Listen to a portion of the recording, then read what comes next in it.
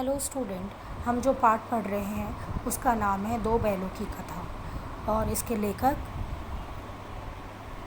प्रेमचंद हैं।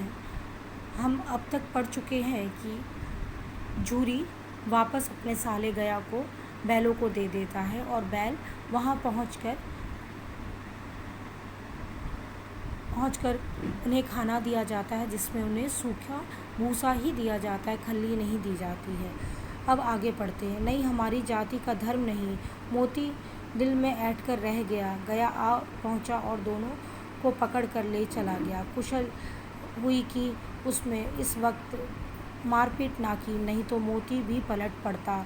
उसके तेवर देख कर गया और उसके सहायक समझ गए कि इस वक्त टाल जाना ही मसलहत है।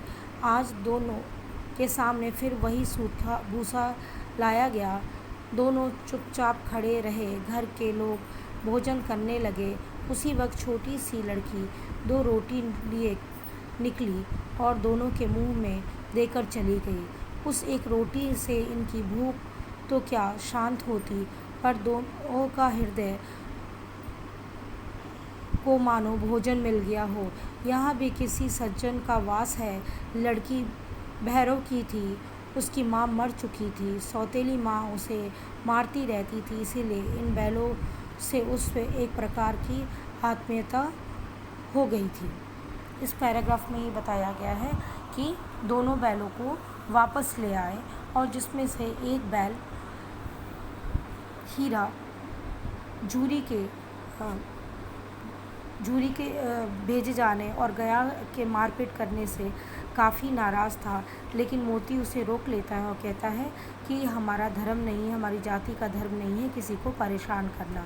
और उनको वापस सूखी घास दी जाती है जिसे उन्हें खाना पसंद नहीं है। उसी समय घर में से एक बच्ची निकलती है और दो रोटी लेके दोनों को एक एक रोटी दे देती है। इससे उनका हृदय तृप्त हो जाता है, कहने का अर्थ उनका पेट भर जाता है उन रोटियों से। और वो बच्ची भैरव की ही थी।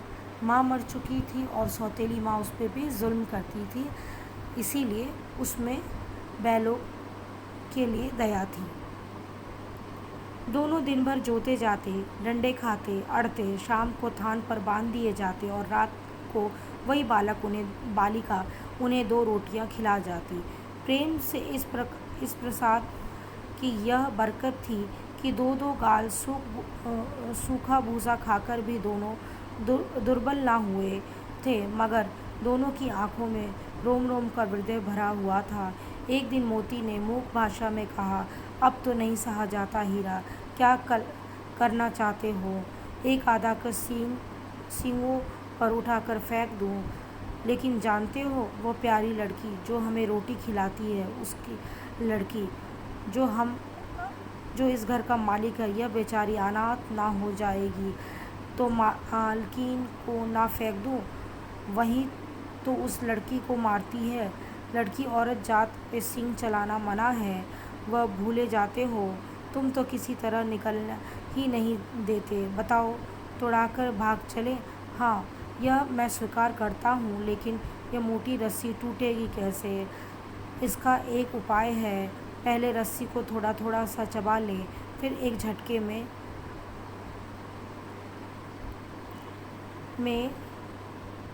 जाती है। रात को जब बालिका रोटियां खिलाकर चली गई, दोनों रस्सी चबाने लगे, पर मोटी रस्सी मुंह में ना आती। बेचारे बार बार जोर लगा रहे थे। सहसा घर का द्वार खुला और वही लड़की निकली। दोनों सिर झुकाकर उसके हाथ चाटने लगे। दोनों की पूंछें खड़ी हो गई। उसने उसके माथे सहलाए और बोली, खोले देती हूँ, चुपके से भाग जाओ, नहीं तो यहाँ लोग मार डालेंगे। आज घर में सलाह हो रही कि इनके नाकों में नट डाल दी जाए। उसने कराव खोल दिया, पर दोनों चुपचाप खड़े रहे। मोती ने अपनी मूक भाषा से पूछा, अब चलते क्यों नहीं? हीरा ने कहा, चलते, लेकिन कल इस अनाथ पर आफत आएगी। सब इसी पे संदेह करेंगे। सहसा बालिका चिल्लाई, दोनों फूफा वाले बैल भागे जा रहे हैं। ओ दादा दोनों बैल भागे जा रहे हैं, जल्दी दौड़ो।